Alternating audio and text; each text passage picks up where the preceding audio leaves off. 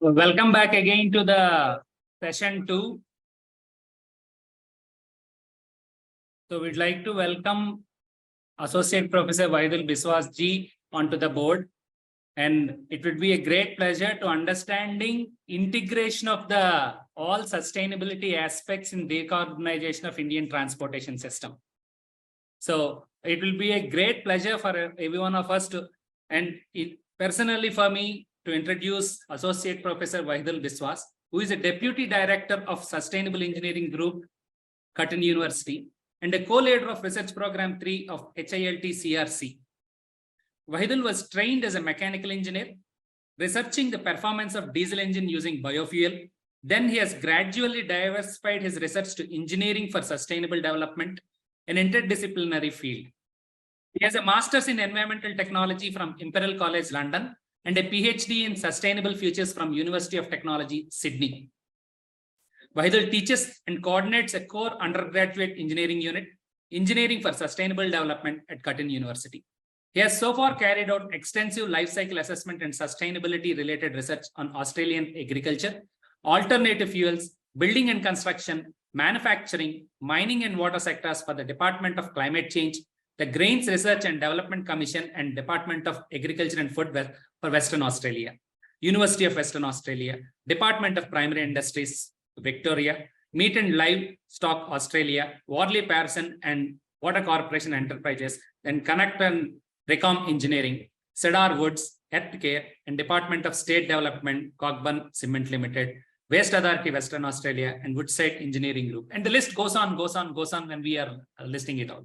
He is one of the renowned life cycle analysts and sustainability design thinker in the world. He has authored a book titled Engineering for Sustainable Development, which is forming one of the beautiful guides for the sustainable practitioners in the India. And he is one of our inspirers to work in the domain of sustainability thinking and life cycle analysis. We welcome you, sir, on the board, and the platform is over to you to deliver your keynote. Okay.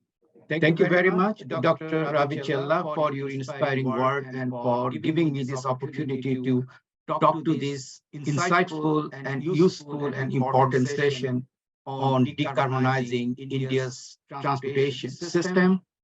So I'm going to discuss about life cycle assessment and how we can use this as a tool for assessing different alternative fuels, sustainability performance of different alternative fuels.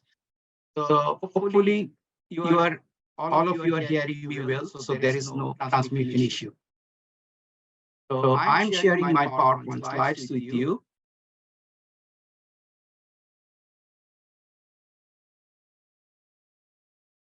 Sir, we'll stop the sharing, sir. You can share the screen. Okay. Yes, so are you able to see what I'm showing to you? Yes. Okay, good. Thank you very much. Now, so I start with this definition of sustainable engineering.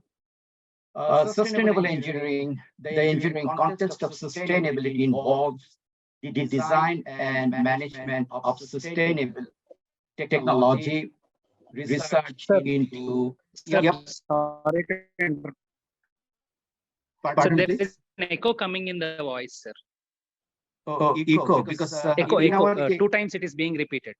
It seems it's okay. I'm not sure why it is.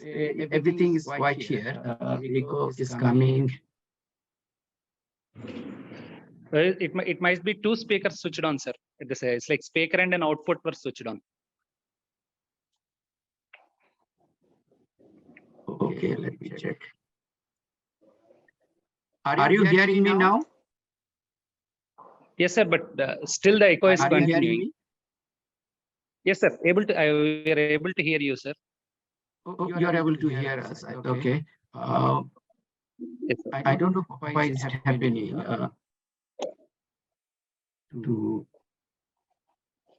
There is one microphone. Okay. I'm not sure why is it happening. Now, okay.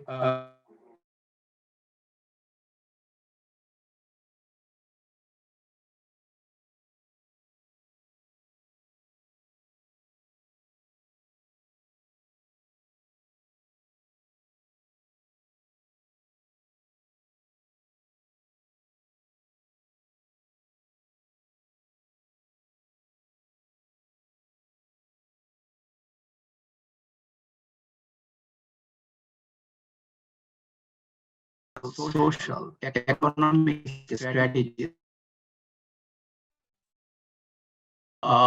achieve sustainable engineering solutions. So I'm going to introduce you with sustainable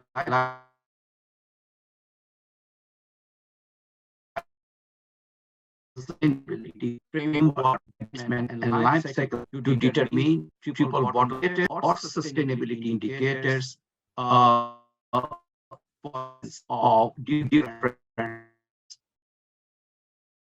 So one thing I'd like to mention to you that after there was a first conference, World Summit on Sustainable Development in Rio de Janeiro in 1992.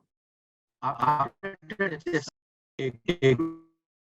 there were 2,500 issues, and of 1,700 are indirectly, and 241 are directly engineering, design, engineering activities. So engineers play a pivotal role in achieving sustainable performance, of which it means that you are assessing the environmental performance of 1 liter of biofuel or 1 megajoule of hydrogen, of water. So whatever these are called denominator. So without any denominator, you cannot have any indicator. Now this indicator, when you are developing an indicator, and this indicator you need data, raw data, and you can get some from field, you can get some and you need primary and secondary data in order to calculate the indicator. Is by using life cycle assessment approach.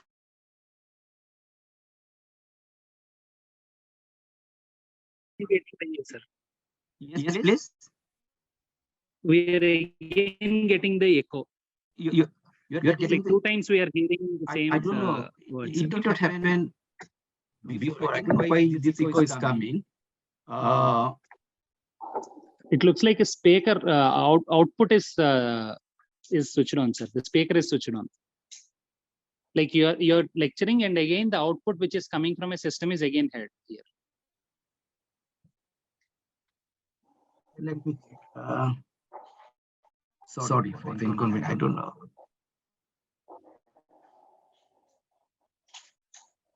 So now you are not audible. Oh. I don't know why is it happening. Let me check if I am not using this. Has the problem solved? Yes, sir. Sir, if you are joined in 2 devices, sir, or a single device. Okay. Now are you now getting an echo? Now still echo is there, sir.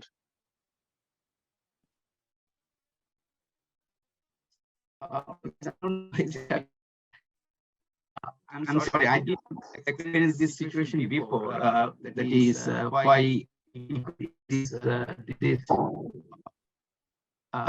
Sir, you are on single system or 2 systems, sir? I think this is only one. I think I have got only one speaker working. That is for your conference. I think I don't have any speaker open. Okay, sir. Can you switch off the speaker and switch on the microphone alone? Which one? The speaker, the output which is coming, no, sir. Yeah. The output, if you can switch off. Switch output. Like mute the speaker, and if you can speak only from the microphone. Now it is not audible, sir. Okay. Now, I don't know why is it happening, because it did not happen before. I did not do anything else. I don't know why is it happening now. Okay. Okay, now is there any, has it sorted out now? No, sir. It has not sorted out, okay. Yes, sir. Okay. Sorry, I don't know, okay.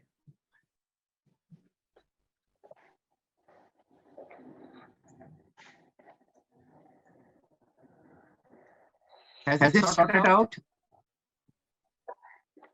No, sir. Still. Are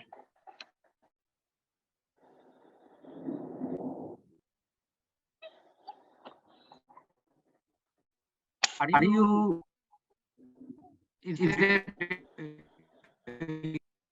Still it is there, sir. then what to do? Because I have not come across this.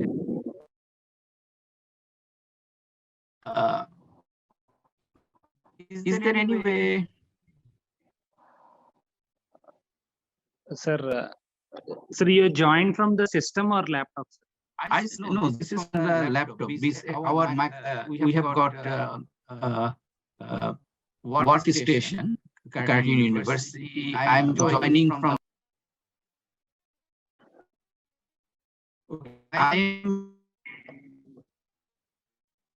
Sir, we are not hearing you now. Okay, It seems,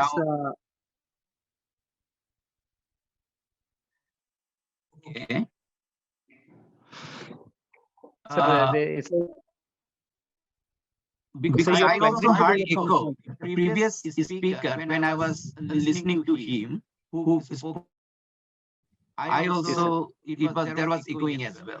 So I was not able to understand that much. I don't know what is happening. I think I was presenting before using this system. It was not an issue. I don't know why is it Yes, sir. happening. Yeah. So what you want me to do? Do you Sir, have any we'll continue, suggestions? sir.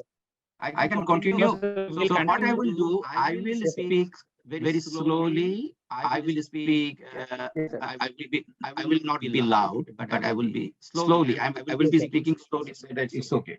Now, okay. Thank you. Sorry for the interruption. Meanwhile, we'll sort out with the other. Yes, sir. Thank you, sir. Okay. Now, triple bottom line indicators mean social, economic, and environmental indicators, which are used for assessing the sustainability performance of a product. It varies from product to product. So indicators that you will use for assessing the sustainability performance of hydrogen fuel, you cannot use the same indicators for assessing the sustainability performance of mining industry or dairy industry. So this varies from product to product. Also, these indicators vary from country to country for a particular product. So if you are assessing biofuel using some indicators in India, you cannot use those indicators in Australia to assess the sustainability performance of biofuel because socioeconomic condition, geographical condition, resource, energy mix varies between these two nations. Okay. Now, when you are developing indicators, you need to be smart. So if you're developing many indicators, doesn't mean that you are doing a good analysis. So more you are able to reduce the number of indicators while representing the characteristics of the product or sustainability performance of the product, then it is known as a very efficient way of choosing or collecting these indicators.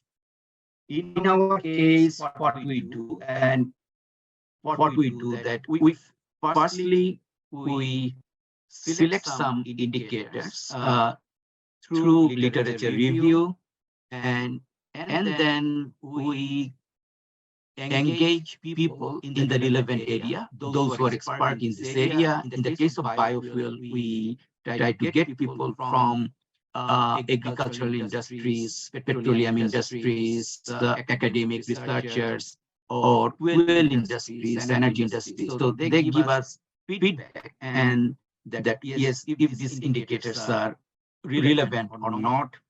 And we also get them to rank these indicators so that we can calculate the weight of each indicators. Because different indicators or different impacts like global warming, photochemical smoke, acidification, resource scarcity, biodiversity, they have different weights. So we cannot treat them equally. So we need different weight given to different impacts. And this weight vary from country to country, nation to nation. Now, as Professor Dubey already mentioned to you, that life cycle assessment is it can help compare the performance of different products so that you can choose the one which has got less environmental impact, which is economically viable, which is socially feasible. Now, we use environmental life cycle assessment to calculate environmental impacts or indicators. We use social life cycle assessment to calculate social indicators or social impact.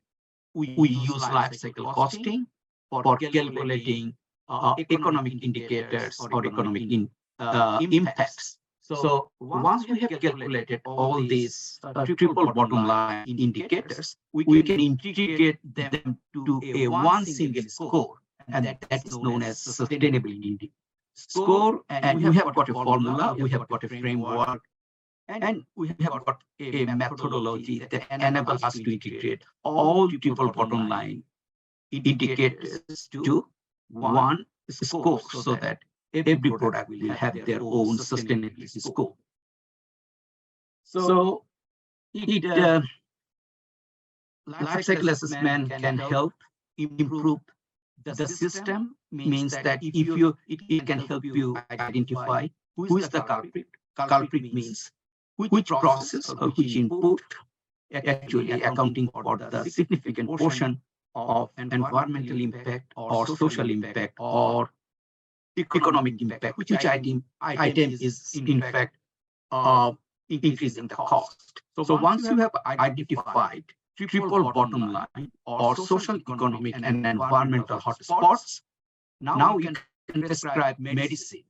Means in the case of engineers, what is the medicine? Medicine is that improvement strategies like green hydrogen, renewable energy technologies, recycling, remanufacturing, all these good strategies known as the medicine for engineers. So that and it's a life cycle assessment is a diagnostic tool enabling you to find all these hotspots. Because if you're not able to identify these hotspots, you cannot prescribe green engineering, green innovation, or medicine for that is prescribed by engineers. So life cycle assessment takes into account all stages of life cycle, as Professor Dubey already mentioned to you. And it makes you a critical thinker. Why does it make you a critical thinker? Because it helps you identify where is the problem. You are not considering only one stage, you are considering all stages, and these stages are linked to each other. Now, this is life cycle assessment can help green product design. If you found that there is a problem, you can fix the problem, you can restructure the environmental supply chain, and you can turn some existing product to an environmentally friendly product. Same for processes and policies.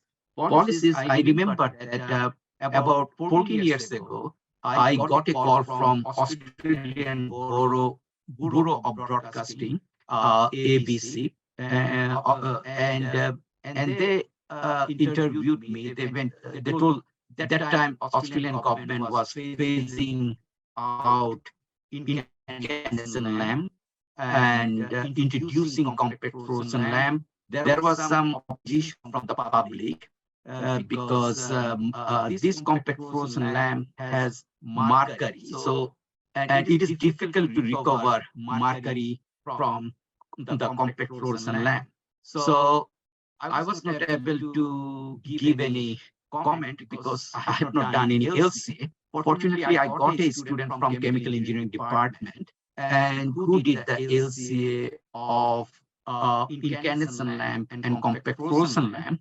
And after 6 months, after I have been interviewed by ABC, we found that the amount of mercury emission in the power plant that can be avoided by replacing an incandescent lamp with a compact fluorescent lamp is significantly higher than the amount of mercury that exists in the compact fluorescent lamp. So you go ahead with compact fluorescent lamp. That is a decision-making strategy. Marketing strategy is niche market targeting. Means I give you another example from my experience that I did one LCA on biofuel made from canola seeds in Western Australia. Now, if you're producing biofuel or canola seeds in Western Australia, carbon footprint is very low. And I will discuss this later on. I have got some slides for it. Now, we had got visitors at that time, about 12 years ago, who read my article and they visited Western Australia. The reason they visited Western Australia, they would like to get obtain their canola seeds from Western Australia to produce biodiesel in Germany, so that overall carbon footprint of biodiesel can be reduced. So LCA can help you identify where to go to choose inputs or feedstock with the reduced carbon footprint or environmental footprint. So supply chain management means that who is the gatekeeper? Gatekeepers are usually the people who are selling the product, who are selling ethanol or who are selling hydrogen fuel. Now, they're the stakeholder in the upstream process. So they make sure that the stakeholders means processor, manufacturer, supplier, their operation is clean and green. So the gatekeeper pay less tax. Otherwise, they have to pay more environmental tax or carbon tax. And information collection and dissemination, like EPD, Environmental Product Declaration. This is now required in many countries for different products. You need to have environmental labeling. And the environmental labeling means it shows what is the carbon footprint, what is the acidification, what is the values of different environmental impacts. So that and you need a large cycle assessment to calculate this and to produce environmental product declaration. And that is required in Australia, it is required, Europe required, in many products, construction industry, they need it. So now I am not going to explain it further, as Professor Dubey already gave you an introductory speech on life cycle assessment. So life cycle assessment, if you do, it has got 4 steps. You need to have a goal that will determine the system boundary or number of stages. Then you need to work out you need to know the functional unit. In the case of LCA, without a functional unit, you cannot commence the LCA. It's like a key of your car.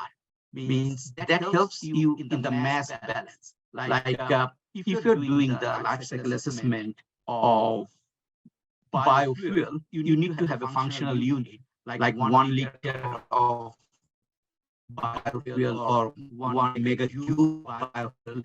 Accordingly, you can work out the amount of chemicals, energy used in different processes and different stages of product life cycle, so that once you have estimated the inputs in terms of energy, fuel, chemicals, water, etc., you can then convert all these inputs to carbon dioxide emission. Okay, so that's the thing. So that is called inventory. So inventory and different inputs have different emission factors because they undergo different production processes, manufacturing processes. Means my carbon footprint will be different to your carbon footprint.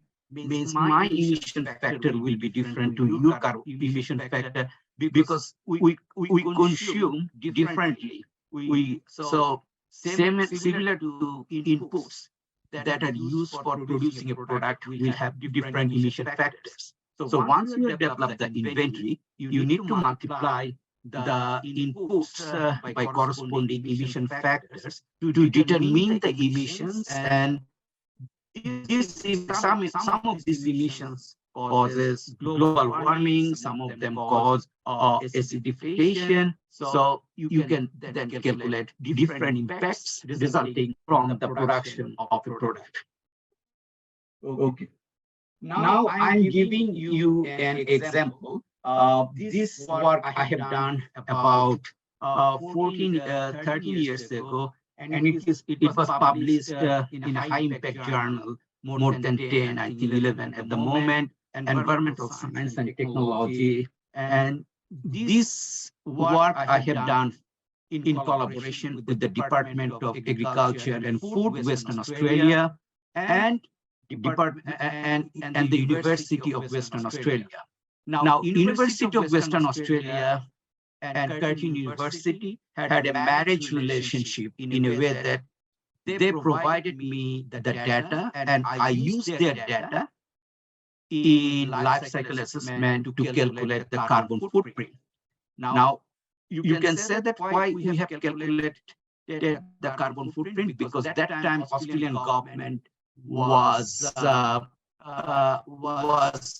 they had introduced emission trading scheme. They introduced carbon taxation. So that time, so grain industries were very much interested in knowing the carbon footprint value of different grains. Now, so this is a single focused LCA, because we did not consider other impacts. We only focus on the emissions that are responsible for causing the global warming impact. Now, as I mentioned to you that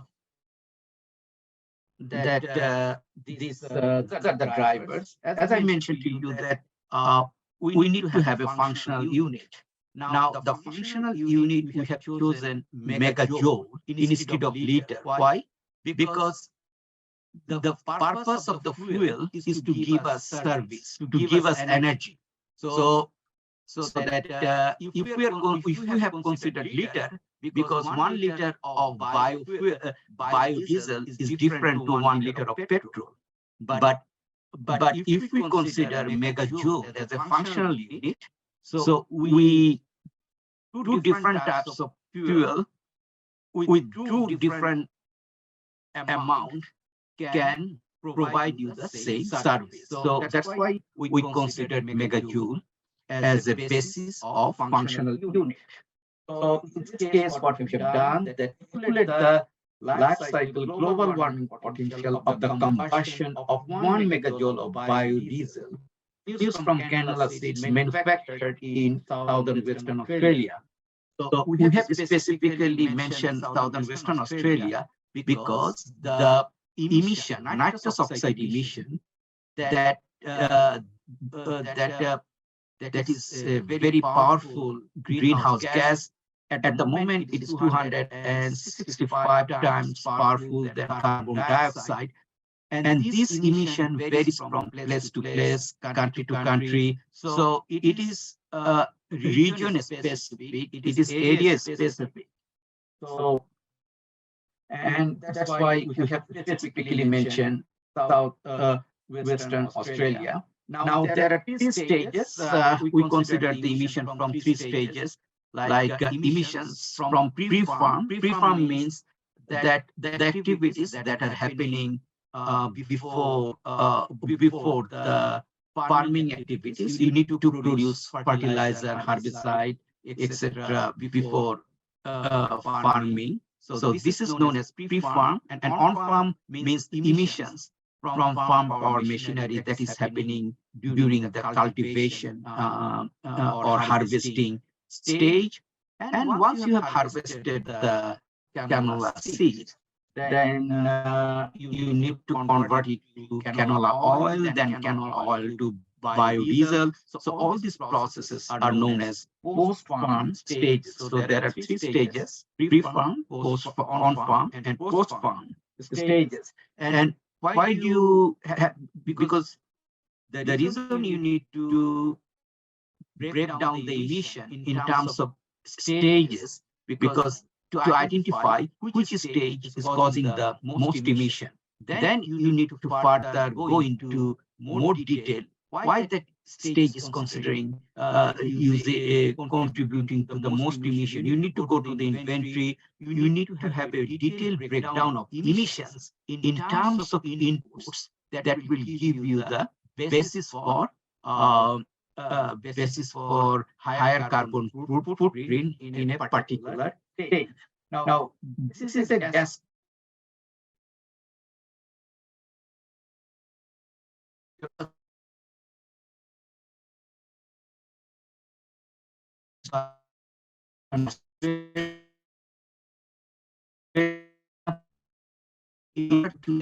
The nitrous oxide value can make a big change in the carbon footprint of biofuel. And that's why we spend $1 million about on this project to calculate one single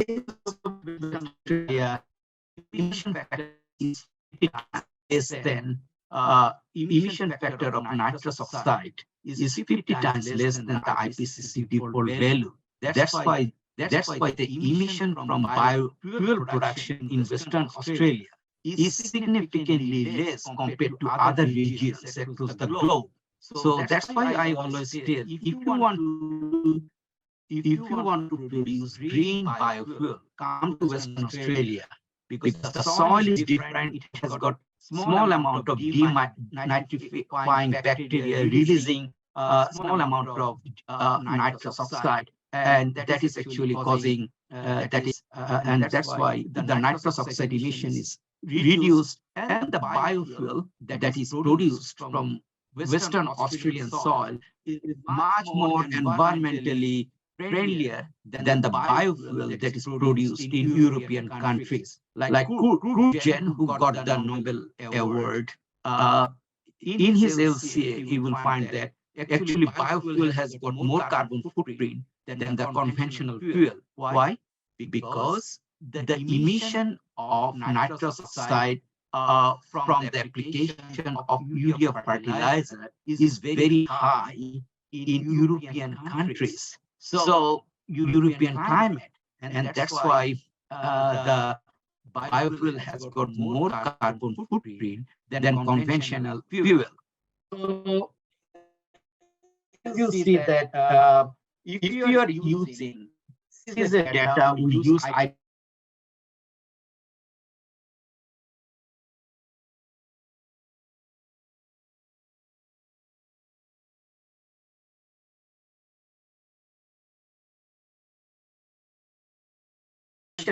is 63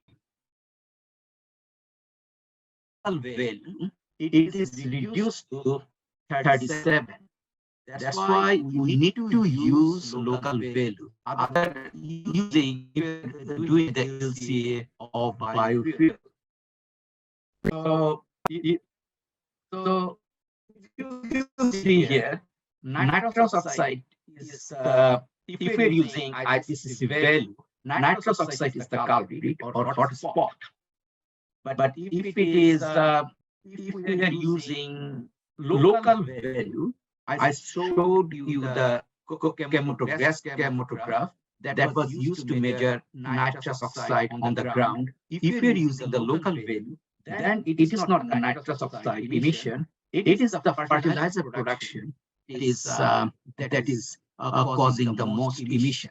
Now, this research has created another $1 million project in Australia because on the basis of this research, we got funding to produce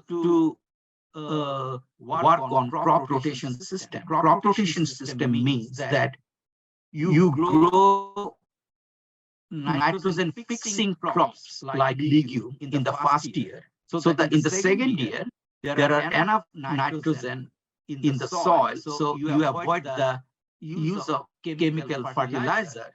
So if you avoid the use of or reduce the use of chemical fertilizer, then the overall carbon footprint will be reduced. As I showed to you that this is the chemical fertilizer that accounts for significant portion of the total greenhouse gas emission.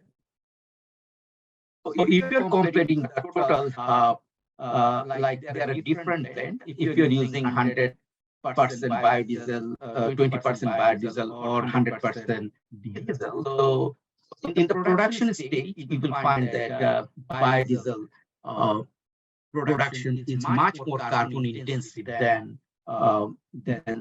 diesel. But in the combustion, there is no emission from biodiesel. Why? So when you burn biodiesel, of course, there will be production of carbon dioxide. And this carbon dioxide is considered as biogenic. Why biogenic? Because it comes from plant.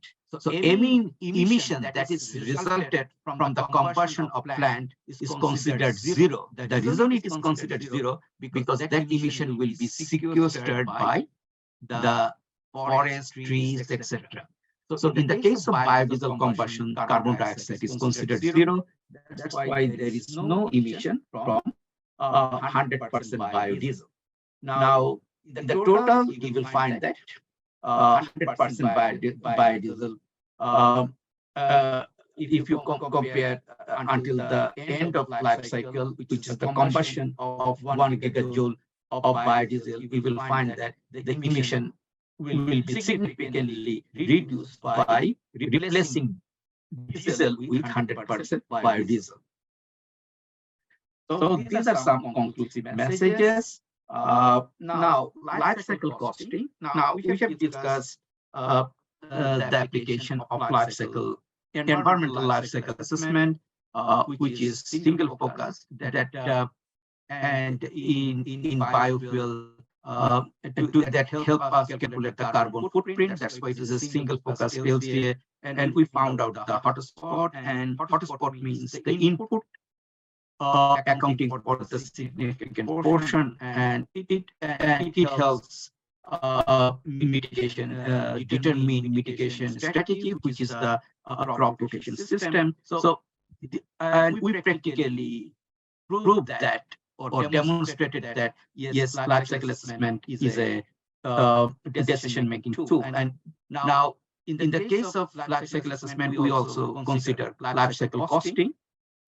That life cycle costing means we use the same inputs, we use the same inventory, and we convert those values to dollar or rupee, so that we can do the life cycle costing. Now, when we do life cycle costing, two things are very important. Imagination or anticipation is very important because we need to take into account what could be some cost that will be happening in the future if you're using this method of biofuel production or energy production.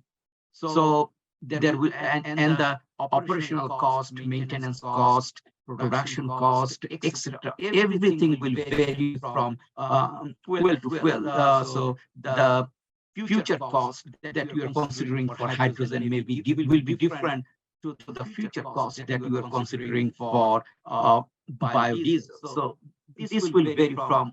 That's why life cycle costing is important. So you need to consider the lifetime and it can be 20 years, 30 years. So for the same lifetime, you need to assess the economic performance, or you need to determine the economic parameter of of different biofuels. So that will give you net present value, net benefit, payback period, internal rate of return, etc. These are some useful parameters.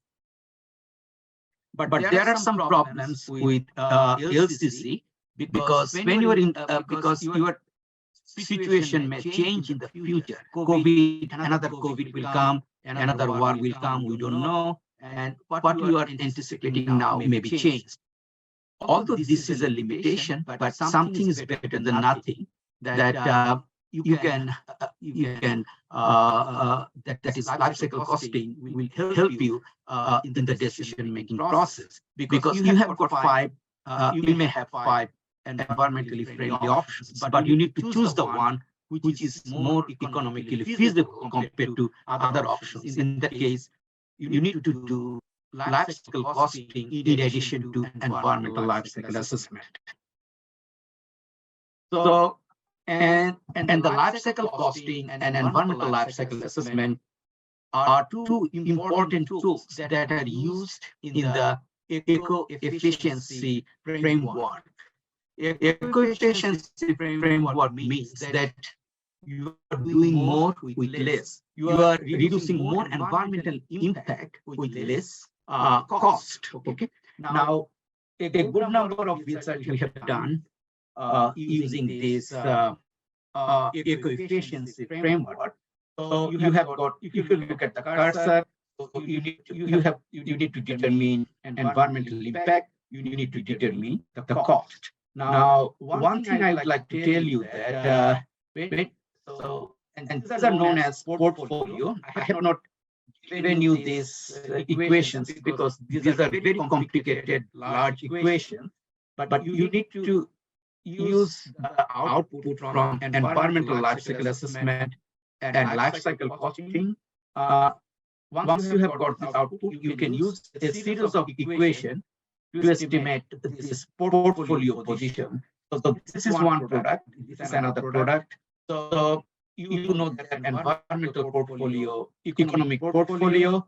So any product that is above this diagonal line is considered as eco-efficient product. Okay. Now, any change in one of the inputs, because these products are they are related to each other. If you're changing the input of this product, the position of this product will be changed. Any change in the position of this product, the position of this product will be changed. So that interlinked. Now, so what you need to do that in order to do this analysis, you need to convert all environmental impacts into one single environmental impact. That is a must. So how do we do this? So this is an example, like there are two gases. In practical case, we have got thousands of gases, but for the sake of making you understand, I'm giving an example for two gases like methane and carbon dioxide. Now, methane is responsible for both global warming and for photochemical smoke. Carbon dioxide is only responsible for global warming. So we can classify these gases into two impacts. One is photochemical smoke and one is greenhouse gas. Now, in the case of global warming, like it is represented in terms of carbon dioxide. It means that we need to convert gases contributing to the global warming, like methane and carbon dioxide, to equivalent amount of carbon dioxide. Now, I have not changed this value purposefully because this is 30 years old value, because at that time, methane was 21 times powerful than carbon dioxide. After 10 years, it was 25. Now it is 20 times more powerful than carbon dioxide. Now, so in the case of photochemical smoke, it is represented in terms of acetylene, which is C2H2. So we need to convert methane to equivalent amount of acetylene, which is acetylene equivalent photochemical smoke. So this is what we have done, that we converted all greenhouse gases to equivalent amount of carbon dioxide, which is 65 kg CO2 equivalent, and we converted methane, which is causing photochemical smoke, to equivalent amount of acetylene. Okay, now you see the greenhouse gas. So this is the equivalent. It is represented in terms of carbon dioxide, in terms of acetylene. So now we cannot add these two values because they have two different units. Now, in order to make them dimensionless or unitless, we need to compare them with the national average. Means in the case of Australia, this is the per capita global warming emission, and this is the per capita photochemical smoke. So we compare this 65 with 65,000, which is 0.1%, and we compare 0.9 with 2%. 0.9 18 milligram with 0.9 kg, which is 2%. Now we cannot add them. Why we cannot add them? Because these two different impacts have two different weight, two different level of importance, and that varies from country to country. In the case of Australia, we give more importance to global warming because we are still burning large amount of fossil fuels. This may not be the case in Denmark and other places. So, in Australia, the greenhouse issues determined to be 3 times more important than smoke. So the weight, that is weight for greenhouse gas is 3. You need to multiply this normalized value, which is 0.1%, by corresponding weight to get an eco unit, and in the photochemical smoke you get 2 eco unit. So both impacts have the same unit, means that you can add them. So you are converting all these emissions to one single unit, and this is known as one single environmental scope.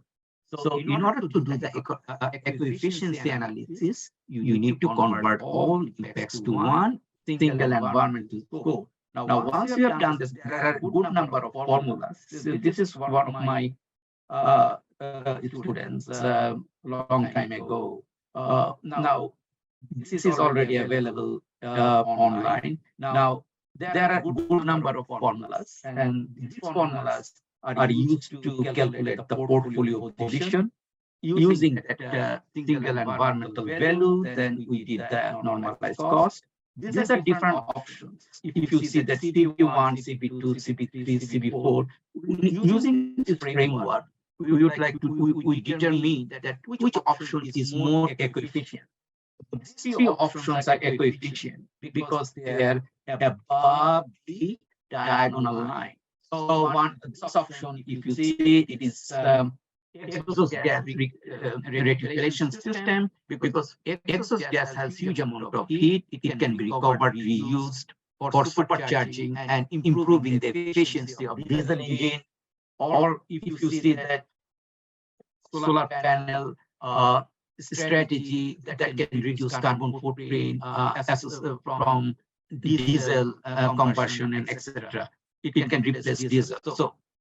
So what is the beauty of this analysis? This is a decision-making tool. This is a piece of paper given to your boss to suggest or to help her make a decision or help him make a decision. Yes, this is the thing our industry should be choosing, this option.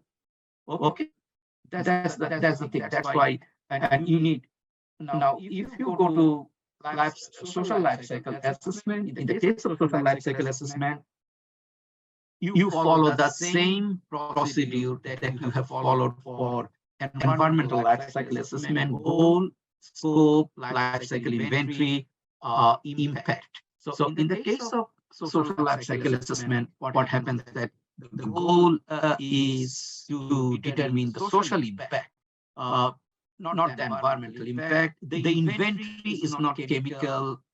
The inventory is not. It doesn't include chemical, electricity, water. It it includes people's perception, reflection. What?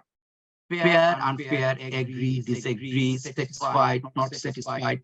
All these qualitative data are used for developing social life cycle inventory. Now, when you are translating this data to quantitative values, then you can calculate the score or impact. So using, and you need to, in the case of environmental life cycle assessment, you have got different stages: mining, processing, manufacturing, end of life. In this case, you have miner, processor, community, manufacturer, lawmaker, etc. Those who are directly, indirectly affected by the production of the product. So you need to get their evaluation, feedback, qualitative feedback, in order to convert to impact. So some social impacts can be human rights, working condition, health. In the case of environmental life cycle assessment, you have got global warming impact. You have, in the case of social life cycle assessment, you have got human rights. So that's the thing. Then you interpret. Now, I'm giving you an example. This is a nice example. I think I may need to finish with this example. I think we don't have that much time. So in this example, what we are saying, this is a biodiesel production from palm oil, and social assessment has been carried out. And when you do the social assessment, you need to determine social indicators. Now, how do you determine social indicators? You need to talk to the people. You need to conduct a survey. That survey you are involving experts in this area. They will help you select these indicators. Then they will help you rank these indicators. Why do you need them? Why do you need them to rank these indicators? In order to calculate the weight of these indicators, because different indicators, so different impacts will have different indicators, different level of importance. Okay. Now, once you have selected the indicators, once you have determine the weight of these indicators, say goodbye to your experts. Thank you very much for your time helping us selecting the indicators or determining the weight of these indicators. Now you go to the field. Why do you need to go to the field? You need to get data, and this data, and if in the case of social life cycle assessment, you need to use a Likert scale. Likert scale means 0, 1, 2, 3, 4, 5. Maximum can be 5, it can be 7, it depends. Now, if their satisfaction is 100%, it is 7, there is no gap. If they are partially satisfied, means if it is 3 or 4, then gap is 4 minus 7, which is minus 3. That is called the gap. Okay. So, and once you have determined the gap for each indicator or each impact, you need to multiply them by the corresponding weight, which you have already determined by consultation with the experts. Now, if you look at here, so we have got 24 social criteria, and experts were asked to rank this 1 to 4, and this ranking was converted to weight. So different, and the weight varies across 24 criteria. Okay, so this is what it's done. Now, if you look at the table, there are 24 indicators. They are classified under 5 main social impacts: human right, working condition, cultural heritage, socioeconomic repercussion, governance. Now, different stakeholders, they can comment on different types of indicators. So in the case of human right, workers are the main stakeholder. In the case of governance, it's value-giving actors like regulatory authorities and other people. They are the respondent. So for different types of indicators, you will have different types of stakeholders. So what is the purpose of interviewing the stakeholders? To get their judgment, get their level of satisfaction, etc. So that will help you to determine the gap, as I mentioned to you. So once you have determined the gap for each of these indicators, you need to multiply by their corresponding weight. So if you add up all this weight, look at the cursor. If you add up all this weight, it will be 1. Okay, so different criteria have different weight. So, but our ultimate intention is to determine the score of each of these 5 impacts. How do we do this? So the way we do that, this value is the summation of the product of gap and weight of each criteria under this impact. Means that gap times this weight plus gap times this weight, gap times this weight. If you add up, it becomes the score for human right. Likewise, you can determine the score for these 5 social impacts. Now, using these values, you can plot a diagram. Now, this periphery is the best value, means there is no gap. Now, more you go away from the periphery, that it is not good, because the highest gap is cultural heritage. Why cultural heritage is the highest gap? Because they have displaced these people, these tribal people. Their voice was not taken into account. Their lifestyle was affected. Their livelihood was affected. Everything, culture was affected, and that's why this is the hot spot. So social life cycle assessment, like environmental life cycle assessment, can help you calculate, identify the hotspot, identify the problematic area requiring improvement. What could be some improvement needed? You see that the government needs to take the measure to fully recognize and protect the rights of tribal communities who are disadvantaged by the expansion of palm oil industry. Okay, and the second hotspot is working condition. They were exploiting people, exploiting labor. So in that case, they need to get the right wage that justify their work, etc. So this is a decision-making tool. Now, as I mentioned to you, that we have discussed life cycle costing for calculating economic indicators, social life cycle assessment for calculating social indicators, and life cycle costing for economic indicators, environmental life cycle assessment for environmental indicators. Now we need to integrate them. So the way this is one of my doctoral students. This is got completed many years ago, but you will find them in international journal. So, and once you have determined the indicators, you can determine the gap. You can convert these values to dimensionless or unitless values. Look at here. So this is an example for carbon footprint. So carbon, in some cases, if the value is low, it is good. In the case of carbon footprint, if the value is low, it is good. Now, what is happening here? This is the base value, this is the worst value. And in practical case, you are finding that the value is 50 kilo. Now we use this scale to determine its value. So if we put this 50 kg on this scale, its value is 1.25.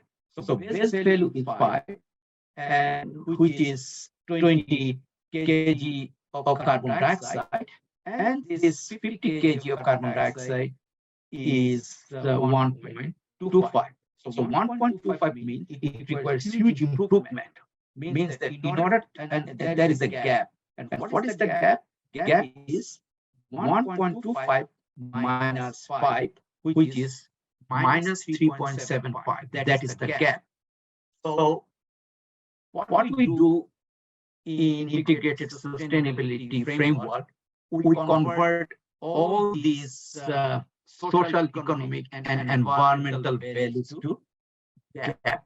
And once we have determined the gap for each indicator, we multiply them by the corresponding weight. And then we get the score, final score for each of these impact. Now, if you look at here, this is life cycle assessment. It is integrating three tools: environmental life cycle assessment, life cycle costing, social life cycle assessment. Look at the cursor. So these different trends represent different buildings. Now, different buildings have got different trends, and these are the indicators. Like each type of building was assessed on the basis of 22 indicators. Some of them are social, some of them are economic, and some of them are environmental. Now, once you have integrated them to single sustainability indicators, and you have one single sustainability indicator score for each building. Look at this graph, colorful curve. So each of these, this is one type of building. There are 14 types of building: 1, 2, 3, 4, 5, 6, 7, 8, 9, 10, 11, 12, 13, 14. There are 14 types of building. They have got building. We have calculated the sustainability score for each of these buildings. So if you look at this blue tone, this is the existing performance. Now, what we did in life cycle assessment, we found out which item is causing the increasing the cost, which process is increasing the emission, and which activity is affecting the people. So once we have identified this, we have accordingly prescribed the medicine, accordingly come up with some sustainable engineering strategies. It can be the use of fly ash, it can be the use of GGPS, it can be the use of renewable energy to produce electricity, it can be the use of recycled water, it can be reducing the cracking, maintenance, etc. It can be whatever relevant to that particular building, depending on the life cycle inventory. Now, once we have applied the improvement strategies, we have further improved the sustainability score. Means that we are reducing the gap. Means periphery. Look at my cursor. This is the, if we're able to reach here, there is no gap. No gap means it is 100% sustainable. But if you look at here, still there is a gap, and it is not possible to score 100% sustainability because nothing is 100% perfect in the world, like second law of thermodynamics. Okay, so this is a tool. This is the output of life cycle sustainability assessment, and we can use this tool for assessing different types of fuel. Means biofuel that is made from rice straw, that is made from canola seed, that is made from waste kitchen oil, that is made from municipal waste gas, that is made from different. So this is a framework, useful framework that will give you sustainability score for each type of biofuel, so that you can compare. You can not only compare, you can also find where improvement is needed, so that you can further improve or increase the sustainability score. So, ladies and gentlemen, here I would like to finish my presentation. I know there were some interaction. Also, I have exceeded the time. Hope my presentation is useful, and I would like to, the floor is open for your questions, and I'm happy to answer any of your questions. Thank you very much.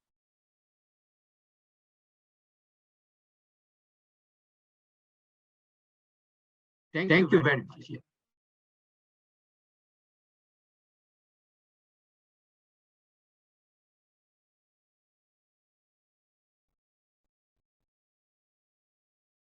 So I finished my presentation. Thank you very much.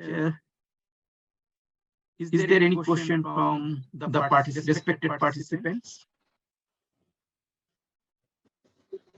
So as of now, no questions, sir, on the chat box.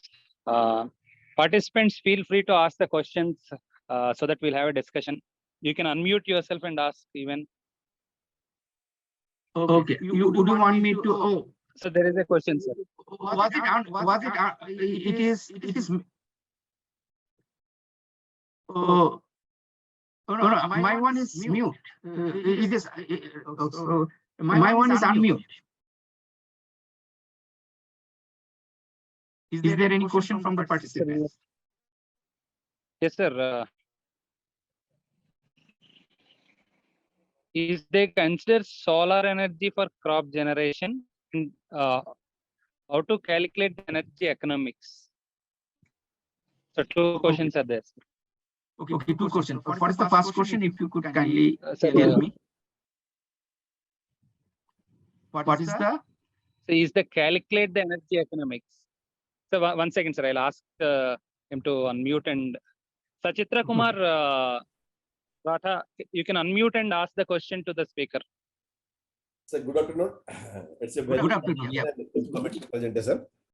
Yeah. Thank you. Sir, is there in the calculation that life cycle assessment whether they have considered the energy economics of each step and whether the energy economics is considered, then the crop generation, what are the plant we have collected for the biodiesel production, whether we have energy, solar energy is utilized by the plant, whether we have considered the solar energy for that purpose. I think yes, solar energy. You can use solar energy for irrigating pump. I think in that case you need to. If you're using solar, there is an emission factor for electricity that is generated from solar panel.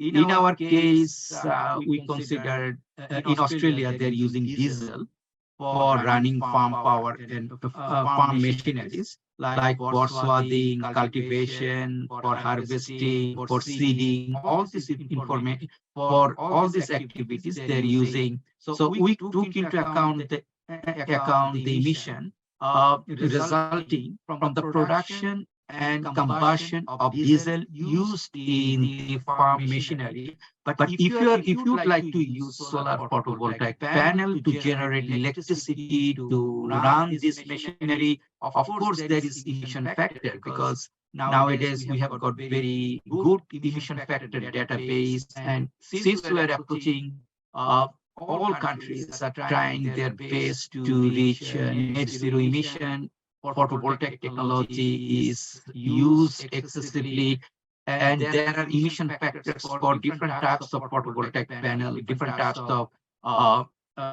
so it depends whether you are using photovoltaic panel for running the irrigation system or farm power machinery.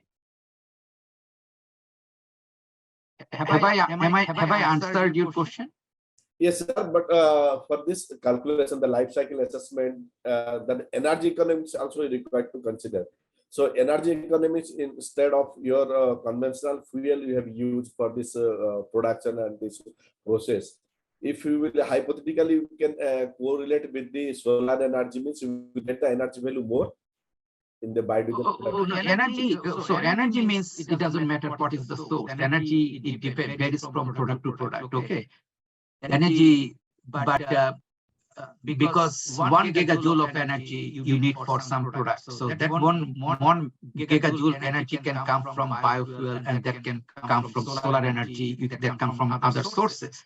So in that case, you may need large amount of area to generate electricity to run to meet the demand of 1 gigajoule equivalent of energy required for a particular process. If you're using petrol, you need a couple of liters of petrol to meet the same demand. So energy intensity varies from product to fuel to fuel. So, and that's why the emission factor varies from fuel to fuel. to supply the same amount of energy for a particular operation, product, etc. Thank you, sir. Thank you. So there is one question.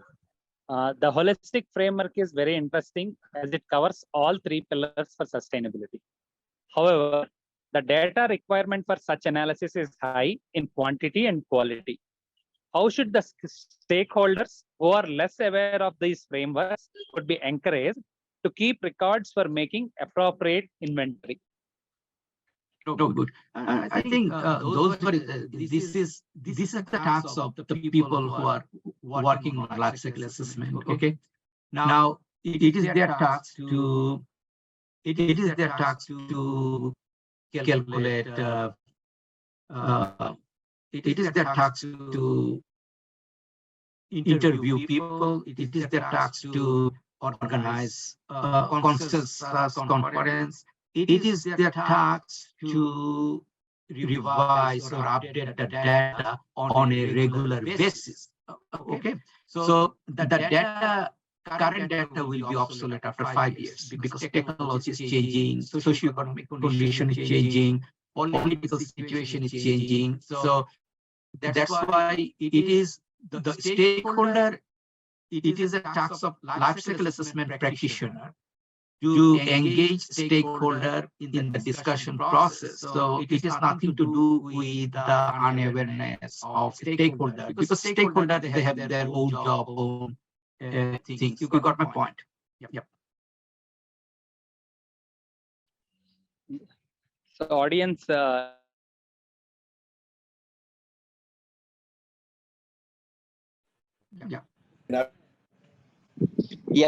excellent presentation.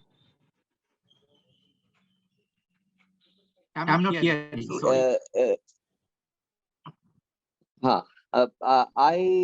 You gave this example of the life cycle sustainability assessment, finding out the triple bottom line. Is it possible to have access to your body of work in this? Yeah. So if you go to my website, I think if you type Wahidul Biswas, I think my website I've got good number of papers. If you go to my Google Scholar, Wahidul Biswas, Google Scholar, you will find a good number of papers there. That is, you can download them, and most of them, what I have talked today, are available there in these articles. You can access through Google Scholar. Okay, great. Thank you so much. You're most welcome.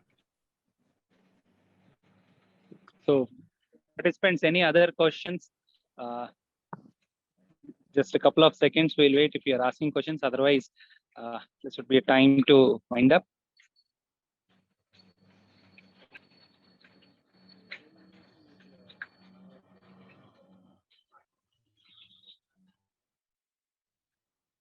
So if there are no further questions, it would be a time that we would thank Wahidul Biswas ji for making time out of his hectic schedule, since we know how busy he is, back-to-back sessions, etc.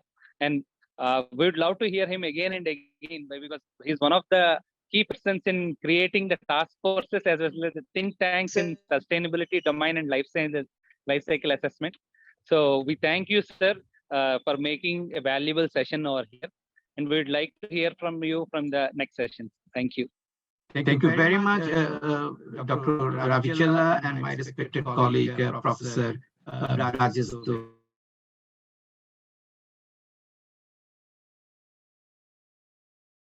Thank you very much. And Dara, you'll be joining on Monday as well, isn't it? We have that workshop. Monday there is a IIT. We have got another. We have got another meeting at that time. That's the thing. Yes, but I will check. I will check. IIT Kharagpur curtain meeting is there on Monday. Meeting there. I'm not sure if I will be, because we have got another. Another, I think, teaching and learning something. But anyway, I will try. Professor Mukherjee spoke to me, so I will see. That's the thing. Yeah. Okay. So if I'm seeing you there again. And I may see you in December. I'll come to Park. You are my guest in advance. Okay. Yeah, thank You're you. invited. Props. Okay. Thank you, thank you. Thank Okay. you. Thank you very much. Okay. Thank you very much for this opportunity. Thank you. See you. Thank you, sir. Bye-bye. So dear participants, now we'll break for lunch and we'll join for the afternoon session by 2:50. And we have Professor R.K. Sen from Biotechnology Department, who will be giving his insights and thoughts on the biofuel sector in Indian domain, its challenges, overuse, and innovations. So have a great lunch and let's join back. Thank you.